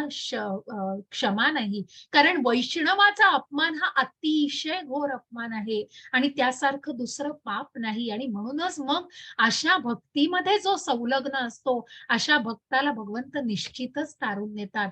आणि असा भक्त भगवंतांच्या भक्तीमध्ये अगदी संलग्न असतो, की मग हे जे एक बिल्वमंगल ठाकूर आहेत, माताजी वाचा. हरे कृष्ण. हरे कृष्ण. जे भक्ती सेवेच्या या अविनाशी मार्गाचे अनुसरण करतात आणि जे पूर्णपणे श्रद्धेने स्वतःला जोडून घेतात, मला सर्वोच्च ध्येय बनवतात, ते मला प्रिय आहेत. हरे कृष्ण. बघा ते मला खूप प्रिय आहे. तसा भक्त भगवंतांसाठी अतिशय लाडका आहे आणि म्हणूनच भक्त हा विशेष आहे भगवंतांसाठी. मग असे हे बिल्वमंगल ठाकूर, या बिल्वमंगल ठाकूरांची ही कथा आहे, की त्यांना आधीच्या जन्मामध्ये जरी त्यांनी एका जन्मामध्ये ते भागवताचा सगळा अभ्यास करत असतात आणि अन्नदान करत असतात आणि बऱ्याच ठिकाणी अन्नदानासाठी ते वणवण फिरत असतात आणि खूप चांगलं पुण्यकर्म करतात. परंतु हे कर्म करत असताना कुठेतरी त्यांना म्हणजे त्या अर्थाची, पैशाची कमतरता भासते आणि मग ती पैशाची कमतरता भासते म्हणून ते त्या त्यासाठी फिरत असतात आणि ते त्या शोधायच्या मार्गात असतात. कुठे मला मदत मिळू शकेल का? तर तेव्हा त्या वाटेमध्ये जाताना त्यांना स्मशान लागतं आणि त्या स्मशानाच्या ठिकाणी काही राजे-रजवाडे म्हणजे कोणीतरी राजांच्या घरदारांपैकी कोणीतरी निधन झालंय असं त्यांना कळतं आणि म्हणूनच मग तिथे राजा आणि राणी त्यांच्या मुलीचं, त्यांच्या त्यांच्या राजकन्येचं कुठेतरी तिथे निधन झालेलं असतं आणि तिथे ते शव असतं त्या राजकन्येचं आणि मग त्याच्यावर जे अंत्यसंस्कार होत असतात, त्या राजकन्येनी हिऱ्यांचा हार घातलेला असतो. बिल्वमंगल ठाकूरांचं त्याच्याकडे लक्ष जातं आणि त्यांचं मन कुठेतरी बघा, की मग ते भागवताच्याच त्या पैशाच्या अडचणीसाठी पण त्यांचं लक्ष जातं. मग जेव्हा राजा आणि राणी वगैरे तिथून निघून जातात, तेव्हा ते त्या हाराला घेण्यासाठी तिथे धजावतात. आणि मग जेव्हा ते तिथे जातात आणि ते घेण्याचा प्रयत्न करणार, तेव्हा त्यांना तिथून आवाज येतो. आणि ती राजकन्या बोलत असते, की "तू हे पाप करतोयस आणि हे चुकीचं वागतोयस. तू जे काही अन्नदान करतोय त्याच्यासाठी तुला जर पैसे कमी पडत असतील, तर तू माझ्या वडिलांकडे जा आणि तुला निश्चितच ते मिळेल. ते मदत करतील." त्याप्रमाणे ते ऐकून मग ते त्याप्रमाणे करतात आणि राजकन्येच्या त्या वडिलांकडून, राजाकडून त्यांना कुठेतरी मदत मिळते. पण तरीही तेवढंही त्यांना पुरेसं होत नाही. मग तेही पुरेसं होत नाही तेव्हा त्यांचं मन पुन्हा त्या हिऱ्याच्या हारावर असतंच. आणि मग पुन्हा ते कमतरता भासते म्हणून तो हार तिथून घेऊनच जातात.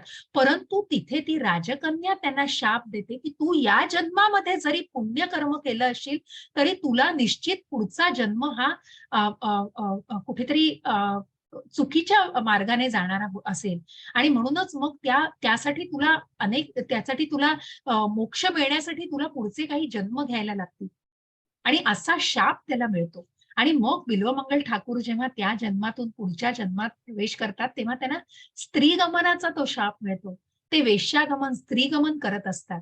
आणि म्हणूनच मग त्या त्या जन्मामध्ये जेव्हा ते स्त्रीगमन करत असतात, तेव्हा चिंतामणी नावाच्या एका स्त्रीवर त्यांचं मन येतं. आणि ते इतके आकृष्ट होतात, इतके आकर्षित होतात त्या स्त्रीकडे, की स्वतःचं ध्येयभान विसरतात. कारण स्त्रीगमन हा चुकीचाच कुठेतरी मार्ग हो, पण त्या स्त्रीच्या प्रेमामध्ये ते अगदी खूप विलीन होऊन जातात आणि ते इतके आकृष्ट होतात, की मग स्वतःच्या वडिलांचं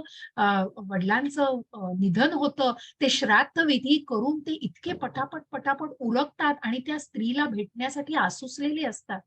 आणि अतिशय पाऊस पडत असतो. अतिशय ती जी तो जो दिवस असतो त्यावेळेला तुफान आलेलं असतं, पाऊस पडत असतो आणि त्या सगळ्या परिस्थितीमध्ये पण ते इतके आसुसलेले असतात, की मग त्या नदीला पार करून मग एक मृतदेह त्यांना मिळतो. त्या मृतदेहाला धरून पार करून ते श्राद्धाचे विधी पटपट करून, या सगळ्या गोष्टी करून, त्या नदीला पार करून मृतदेहाच्या मदतीने मग ती चिंतामणी नावाची स्त्री कुठेतरी दुसऱ्या-तिसऱ्या मजल्यावर राहत असते. मग ते पाणी साठलेलं असतं तरी तरी दोर समजून त्या सर्पाच्या मदतीने त्या स्त्रीपर्यंत ते पोहोचतातच कसंही करून.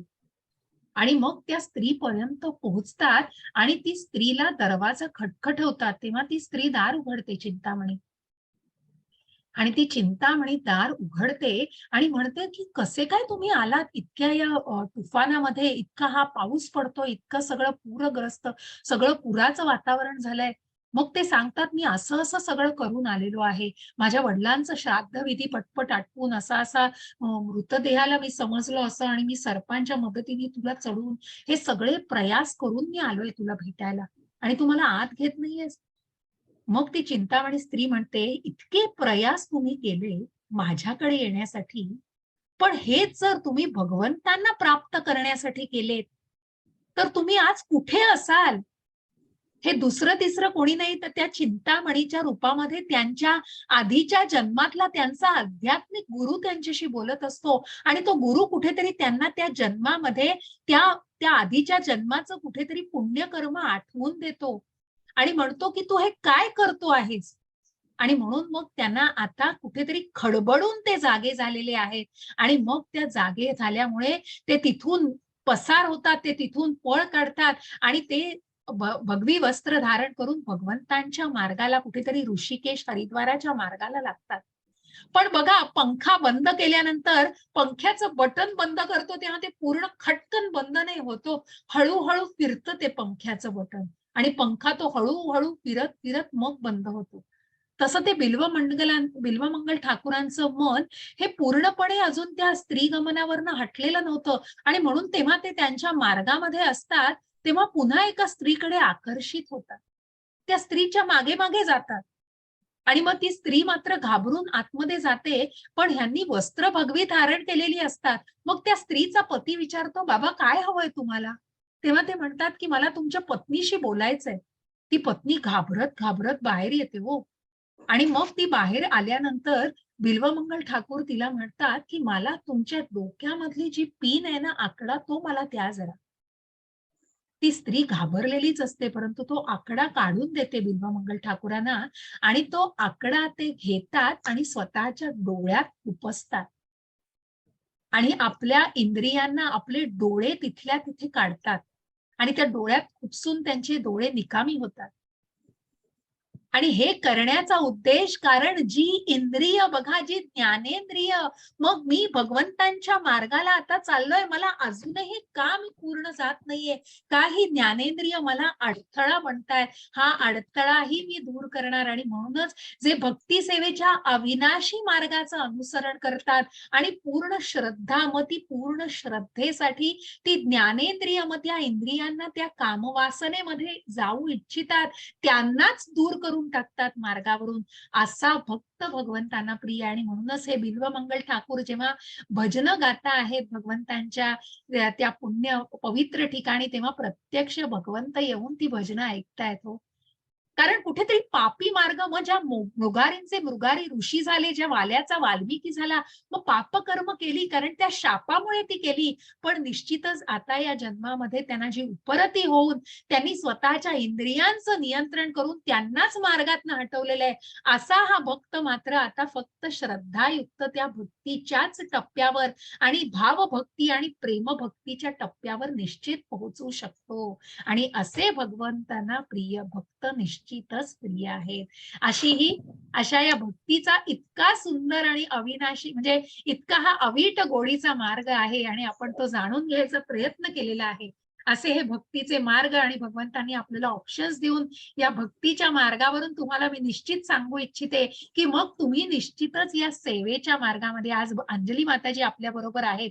ज्या अशी कृष्ण सेवा देत आहेत, काल शुभांगी माताजी, स्वाती माताजी, की मग तुम्ही भगवंतांसाठी स्वतःचा जे भगवंत म्हणतायत तुम्ही कर्म नाही करू शकत. मग तुमचा वेळ, तुम्ही जे काही कमवताय, जे काही खाताय ते तुम्ही मला अर्पण, एक कृतज्ञता म्हणून. मग कुठलाही त्याच्यामध्ये तुमच्यावरती सक्ती नाहीये. तुम्ही स्वेच्छेने ते भगवंतांना अर्पण करू शकतात.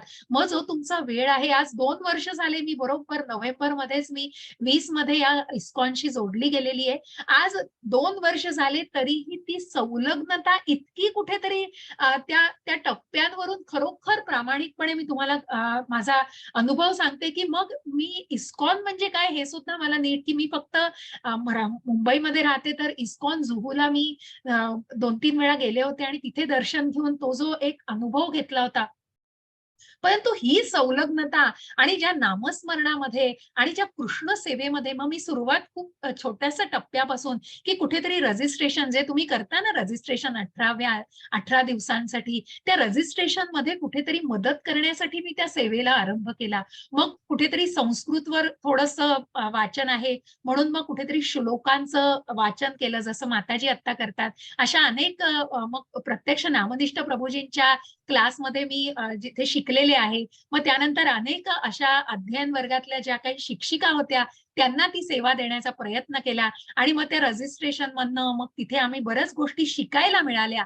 त्यानंतर मग या अध्ययनाच्या माध्यमामध्ये आलो. मग कुठेतरी आधी मुलांना शिकवलं. त्यानंतर अजूनही मी 5व्या टप्प्यावर माझी भगवद्गीता शिकतेच आहे. भगवद्गीतेचं माझं अध्ययन मी चालूच ठेवलंय.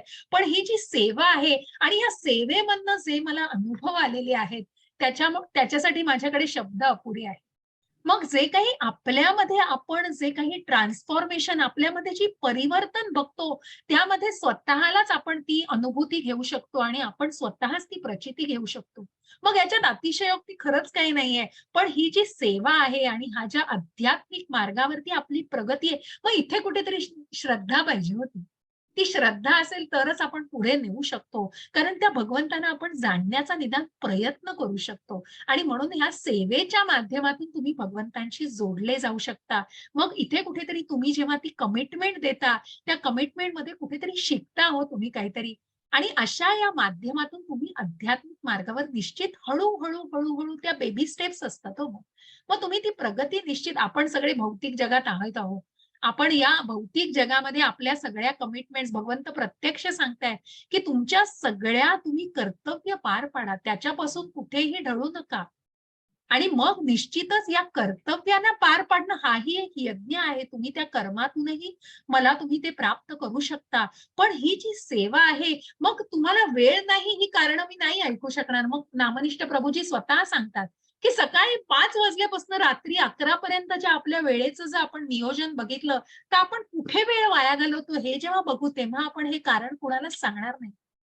आणि म्हणून मग तो वेळ काढला तर आहे. जिथे इच्छा आहे ना, तिथेच जिथे जिथे ती इच्छा आहे, तिथे तो मार्ग दिसतो आपल्याला आणि भगवंत तो मार्ग निश्चित आपल्याला दाखवतो. आणि असा हा भक्तीचा मार्ग आहे. मला न राहून मी काही-काही तुमच्याशी निश्चित शेअर करण्याचा प्रयत्न केलाय. ज्यांना इच्छा असेल त्यांना या सेवांबद्दल मी नक्की माहिती ग्रुपवर शेअर करीन. आपले ॲडमिन्स आहेत, ते शेअर करतील. आपल्या अनेक सेवा आहेत. आपल्याला या सेवा आणि मी जसं प्रत्येक वेळी, प्रत्येक दिवशी त्या इस्कॉनच्या पूर्ण टीमला माझा सादर प्रणाम करते. कारण जे आपण म्हणतो ना बिहाइंड द कर्टन्स बॅकएंडला आणि बॅकएंडला इतकी लोकं काम करतायत म्हणून आम्ही हे अध्ययन वर्ग घेऊ शकतोय. कारण हे Zoom लिंक्स आणि त्याच्यामागचे कितीतरी टेक्निकल जे प्रयत्न मग तुम्ही ज्या क्विझेस करता, असे एक ना अनेक सेवा या मार्गावरती अनेक सेवेकरी देतायत. आणि म्हणून आपण हा जो उपक्रम आज 31वा डिसेंबरमध्ये 31वे बॅच सुरू होणार आहे. नामनिष्ठ प्रभूंचं कुठेतरी स्वप्न आहे, की 108 अशा बॅचेस करायच्या आहेत. आणि आता 7.5 लाखांपर्यंत भगवद्गीता पोहोचली. अशा अनेक लाखो, करोडो लोकांपर्यंत या भगवद्गीतेचा उपदेश पोहोचावा. असा कुठेतरी मानस आहे प्रभूजींचा आणि त्या त्या त्यांच्या स्वप्नाला पूर्ण करण्यासाठी आम्ही भक्त आणि आपण सेवेकरी कुठेतरी काय म्हणतात ना, खारीचा वाटा आपण बनतो. असा हा कुठेतरी भक्तीचा आणि मग तुम्ही जे काही मदत करू शकाल दान स्वरूपामध्ये जी तुम्हाला शक्य आहे ती. हो. मग कुठल्याही स्वेच्छेने, कुणावरही सक्तीने हे सगळं मोफत असंच चालू राहणार आहे. कुठलाही त्याच्यामागे प्रयत्न नसेल. पण मग आपण जे मिळवतोय त्याची कृतज्ञतेची भावना म्हणून तुम्ही काही अर्पण करू शकाल, तर तुम्हाला त्या सगळ्या सेवा निश्चितच शेअर केल्या जातील. या काही जुन्या लिंक्स आहेत, पण तुम्हाला नवीन डोनेशन लिंक्स पण शेअर केल्या जातील.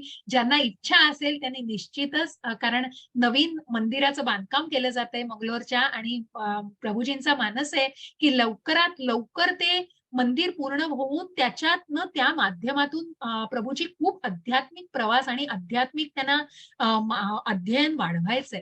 आणि अनेक असे जे युनिव्हर्सिटीजचे कसे जसं first level, second level, third, fourth आपण ज्या लेव्हल्स आहेत, त्या प्रत्यक्ष त्यांना तिथे ऑफलाईन म्हणजे प्रत्यक्ष जाऊन सुरू करायचे आणि त्याचा त्यांचा मानस आहे. अशा सगळ्यासाठी आपण कुठेतरी जर खारीचा वाटा देऊ शकलो, तर निश्चित प्रयत्न करा. कुठलीही सक्ती नाहीये, पुन्हा-पुन्हा सांगतेय, पण निश्चित प्रयत्नपूर्वक तुम्ही त्याच्यावर विचार करू शकता. इति द्वादशोध्याय समाप्तः या अध्यायाच्या माध्यमातून कुठेतरी या सगळ्या सेवा तुमच्यापर्यंत पोहोचवण्याचा प्रयत्न होता आणि माझा अनुभव मी तुमच्याशी शेअर केला. कारण आपलं हे कुटुंब बनतं हो. प्रत्येक या बॅचमध्ये मी एका कुटुंबाशी एक कुटुंब बनतं या सगळ्या आपल्या भक्तांचं. आणि मग या कुटुंबामध्ये जसं आपण आपल्या मनाला मोकळं करतो, आपल्या भावना मोकळं करतो, तसं मी तुमच्याशी हे शेअर करण्याचा प्रयत्न असतो. तर हेच कुठेतरी शेअर केलंय. आता तुम्ही तुमचे प्रश्न विचारा. कर्मफळ म्हणजे काय? स्वाती माताजी विचारतायत. कर्मफळ बघा, कर्माची फळं आणि कर्माची गुंतागुंत. मग जर मी भोगता आहे, मी हे सगळं केलं आहे, मग त्याची फळं म्हणजे कर्माची फळं. मग जे तुम्ही कर्म त्या जन्मात करता आहात, त्याची फळं तुम्हालाच भोगायला लागणार आहेत. आणि म्हणून जे काही आपल्याला पुढच्या जन्मामध्ये मिळतं ना, जो जन्म मिळतो त्या इच्छेने मिळतो, आपल्या कर्माने. मग आपण म्हणतो बघा, एखादी व्यक्ती या पापकर्मामध्ये का खेचली जाते? कारण त्याच्या पुण्यकर्माची तो फळं भोगत असतो. कुठेतरी चुकीच्या मार्गाला का जातो? कारण त्या पुण्यकर्माची. मग याच्याच विरुद्ध एखादी व्यक्ती इतकं वाईट केलेलं असलं, तरीही कुठेतरी इतकं वाईट वागत असला तरी कुठेतरी चांगलं सगळं मिळवत असते. का? कारण त्यांनी आधीच्या जन्मामध्ये त्याला प्रारब्ध म्हटलं जातं. मग त्याला कूटफलम म्हणतात आणि त्याला अजून 1-2 ते शब्द संज्ञा आहेत, की मग त्या जन्मीची फळं तुम्ही त्या जन्मीही भोगू शकता किंवा पुढचा जन्मही घ्यायला लागतो त्यासाठी तुम्हाला. म्हणून ही कर्माची गुंतागुंत जाणायची. कारण मग ही कर्माची फळं म्हणजे मी जर भोगता आहे, मी हे सगळं करतो आहे, हे सगळं करून जर देहधारी भावनेतनच ती कर्म करत राहिली, तर त्याची फळं मात्र तेवढीच भोगायला लागतील. पण जिथे भगवंत भोगता आहेत, भोक्तारं यज्ञ तपसां सर्व लोक महिषोन्मे प्रत्येक वेळी याचा उल्लेख करते. मग भगवंत जेव्हा भोगता असतात, तेव्हा या कर्मफळांपासून कुठेतरी सूट मिळू शकते. कारण जे काही कर्म करताय ते भगवंतांना अर्पण करताय. जे काही खाता आहे तो नैवेद्य अर्पण करून मग तो भगवंतांना अर्पण करून मग त्याचं ग्रहण करताय. जे काही तुम्ही करता आहात ते भगवंतांसाठी जेव्हा कर्म केलं जातं तेव्हा ते थोडं निष्काम पद्धतीने केलं जातं. मग त्या फळांना भोगणं हे निश्चितच त्या फळांचे जे काही भोग असतात ते निश्चित कमी होऊ शकतात आणि जे काही तुम्ही चांगली कर्म करता आहात त्याची तुम्हाला निश्चितच चांगली फळं मिळतील, त्यापासून तुम्ही वंचित राहू शकत नाही. म्हणून या कर्माला जाणायचंय. हे चांगलं कर्म जे आपण सत्कर्म म्हणतो म्हणजेच म्हणजेच हे अकर्म, हे निष्काम पद्धतीने करणारं कर्म. याला जाणण्याचा कुठेतरी प्रयत्न करायचा आहे. अशी ही कर्माची फळं आणि जसं मी म्हटलं ना, की आता आपण या बिल्वमंगल ठाकूरांना बघितलं, नंतर नृगराजाचं बघितलं, की सकाम कर्मामध्ये मग कुठेतरी ते जन्म घ्यायला लागतात. तसं आपण तर खूप प्राथमिक अवस्थेमध्ये आपण नामस्मरण सुद्धा अपराध भावनेमध्ये करतो हो. मग अपराध, आभास भावना आणि शुद्ध भावना अशा टप्प्यांमध्ये जी केली जाते. मग जो सात्विक आणि जो वैष्णव एखादी नामस्मरण करतो, तो कुठेतरी आभास भावनेमध्ये, की त्याला भगवंतांचं स्मरण होतंय. पण आपण स्मरण करताना बघा, नामस्मरण करताना आपलं मन आत्ता कुठेतरी संध्याकाळी कुठली भाजी करायची आहे, मग आपल्याला हे काय उद्या घालायचंय आणि कुठेतरी आपल्याला याच्यामध्ये काय करायचंय, या सगळ्या गोष्टींमध्ये कुठेतरी गुंतलेलं असतं. आणि म्हणून मग या प्रश्नाचं उत्तर देताना मी तो जो प्रश्न आहे ना, हां, वसुधा माताजींचा या प्रश्नाला पण मी उत्तर देऊ. तर क्लास लावला तर चालेल का? म्हणजे तुम्ही 18 दिवसांचा क्लास कितीही करू शकता, पण नामस्मरणासाठी तुम्हाला क्लासची गरज नाही. तुम्ही तुमचं सामर्थ्य वाढवू शकता आणि म्हणून ह्या आध्यात्मिक मार्गावरती मग जर मनामध्ये श्रद्धा आहे, भगवंतांना जाणायचं आहे, त्या परमेश्वराला जाणताय, की माझं काही नाहीये, जे काही मिळतंय ही भगवंतांची कृपा आहे. ही जेव्हा कृतज्ञतेची भावना मनामध्ये असेल ना, तेव्हा ते मन निश्चित एकाग्र व्हायला तुम्ही प्रयत्न करू शकाल. आणि म्हणून तुम्ही चॅन्टिंग करत राहा. नामस्मरण एक माळ करा. मी माझ्या अनुभवावरून सांगते, की मी आज 16 माळांपर्यंत आले हे माझं मलाच कळलं नाही. की खरोखर आपण आपल्यावर काही लादत नाही. आपण आपसूक ते करत जातो.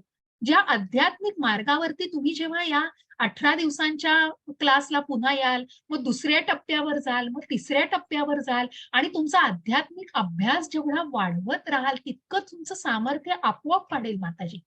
पण तुम्ही ती जी संलग्नता ही कायम ठेवण्याचा प्रयत्न करा. मग त्या भक्तांच्या संगतीमध्ये आणि म्हणून मग त्याला निष्ठा, साधू संग, भजन क्रिया, अनर्थ निवृत्ती आणि मग ती रुची, तो भाव प्रेम, ती भावभक्ती आणि प्रेमभक्ती अशा टप्प्यांवरनं आपल्याला स्वतःला नेवायचंय. कारण त्या रुचीला मग त्या भगवंतांच्या नामस्मरणाची रुची आणि ती ओढ आपल्याला निर्माण करायची आहे. ती आसक्ती भगवंतांविषयी आपल्याला निर्माण करायची आहे. मगच आपण कुठेतरी ते सामर्थ्य मग त्या मनाचं मन काय हो, मन चिंती ते वैरी न चिंती. आपलं मन आता इथे तर दुसरीकडे जातंय. पण त्या मनाला कुठेतरी एकाग्र, मग त्या बुद्धीला म्हणून त्या आत्म्याला जेव्हा हे आध्यात्मिक अन्न द्याल, तेव्हा ती बुद्धी आणि मन सुद्धा एकाग्र होईल. मला कळतंय, मी हे उपदेश किंवा हे सगळं ज्ञान सांगणं खूप सोपं आहे हो. पण ते प्रत्यक्षात आणणं खूप कठीण आहे, खूप कठीण आहे. प्रत्येकासाठी कठीण आहे. एस्पेशली आपण या भौतिक जगामध्ये रोजच्या रोज अनेक संघर्षांना तोंड देतो. पण म्हणूनच त्या संघर्षांना तोंड देण्यासाठी आपलं मनोबल वाढवायचंय आणि ते वाढवण्यासाठी नामस्मरण निश्चित वाढवा. कारण नामस्मरणासारखा दुसरा यज्ञ नाही. कारण या कलियुगामध्ये नामस्मरण हा एकच यज्ञ आहे कलियुगाचा. जसं मी सत्ययुग, त्रेतायुग, द्वापारयुग याच्याविषयी सांगितलं, की ज्याच्यामध्ये पवित्र युगांमध्ये ध्यान करणं शक्य होतं सत्ययुगामध्ये. त्रेतायुगामध्ये अनेक यज्ञयाग केले जाते. द्वापार युगामध्ये मंदिरांमध्ये पूजा अर्चना केली जायची. पण त्याच कलियुगामध्ये मात्र नामस्मरण हा एक यज्ञ आहे. मग तुम्ही तुमच्या कुलदेवताचं नामस्मरण करत असाल. अनेक जण वेगवेगळे मंत्र उच्चार करून नामस्मरण करतात. त्याच्यामध्ये हा मंत्र तुम्ही ॲड करा आणि निश्चित तुमची भक्ती बघा, तुमची निष्ठा बघा, की तुम्ही एक माळ जपलीत तरी तुम्हाला जे काही समाधान त्याच्यातून मिळेल त्याचा अनुभव तुम्हीच घ्या. आणि तुम्ही मला सांगा 18 अध्याय झाल्यानंतर. मी निश्चित तुमच्याकडनं मला ऐकायला आवडेल. असं हे तुम्ही तुमचं सामर्थ्य वाढवण्यासाठी निश्चितच हा प्रयत्न करा. धन्यवाद माताजी. हरे कृष्ण. अजून हरे कोणाचे काही कृष्ण प्रश्न माताजी. असतील? हरे कर्मफळाचं कृष्ण. मी एक छोटं उदाहरण सांगू का? बोला, बोला माताजी. नक्की आवडेल. आपल्या तुमचं शेअर आपल्या व्यावहारिक जीवनातलं उदाहरण आहे, बोला की समजा माताजी. भिंतीवर तुम्ही बुक्की मारली, तर तुमचा हात जो दुखतो, ते हां, तुमच्या बुक्की मारल्याचं फळ आहे. बुक्की मारण्याचं जे कर्म तुम्ही केलं, त्या कर्माचं फळ तुमचा हात दुखतो. बरोबर, किंवा तुम्ही एखाद्याला अरे म्हणालात, की तो तुम्हाला कार्य म्हणतो. बरोबर, हे तुमच्या कर्माचं फळ आहे. बरोबर. अगदी आणि बरोबर. जर तुम्ही एखाद्याला चांगलं प्रेमाने "अहो" म्हटलं, तर तो म्हणतो, "हो का हो? काय झालं?" तर हे आपल्या व्यवहारातलं कर्मफळ आहे. खूप छान माताजी, खूप छान. किती छान त्याच्यातली संलग्नता आहे. खूप असं हे शेअर करणं आणि याच्यातनंच आपण जाणायचंय आणि म्हणून ही कर्मफळ म्हणून जे चांगलं कर्म आणि जे अकर्म मग स्वतःला असं तयार करा, की मग ज्या सकाम आपण सगळं आपल्यासाठी करतोच आहे, पण ती कृतज्ञतेची भावना आणि जसं माताजी म्हणाल्या, की मग त्या अरेला कारे न करता ते त्याच पद्धतीने किती गोडीत आणि किती नम्रतेने मग भगवंतांनी कुठले प्रिय भक्त सांगितले, की ज्यांच्यामध्ये मग कुठेतरी सुख-दुःखामध्ये समतोल राखतायत. हे खूप कठीण आहे करणं, पण प्रयत्न तर करू शकतो. आणि म्हणून या प्रयत्नामध्ये कुठेतरी स्वतःला मार्गस्थ करण्याचा तोच एक छोटा प्रयत्न करा. थोड्या-थोड्या स्वरूपामध्ये स्वतःला आणण्याचा प्रयत्न केला, तर निश्चित ते मनोबल वाढवायच्या टप्प्यावरती येऊ शकता. मी हो सगळ्यांना माताजी, अनम्यूट काल करते. आमचा 2 ते 6 जप संज्ञा झाला. हो. हो. जवळ-जवळ नाही सॉरी माताजी, अनम्यूट करा तुम्हाला. माताजी तुम्ही म्यूट झालात. हां, बोला. आम्ही काल जवळ-जवळ 20 एक लोक होतो. हां. दुपारी 2 ते संध्याकाळी 8 जप तास 6 तासाचा जप केला. बरोबर. किती सुंदर माताजी. हो. खूप छान. आणि म्हणजे तो विष्णू ज्यांनी सहस्त्रनाम का कुठलं? विष्णू सहस्त्रनाम? नाही, नाही रामनामाचा केला. म्हणजे रामनामाचा. बरं. त्यांचा लग्नाचा वाढदिवस त्यांनी साजरा केला. बघा 6 तास जप करून जप करणाऱ्याला जेवण दिले. हाच साजरा. अन्नदान. किती सुंदर, किती सुंदर हा हे आहे.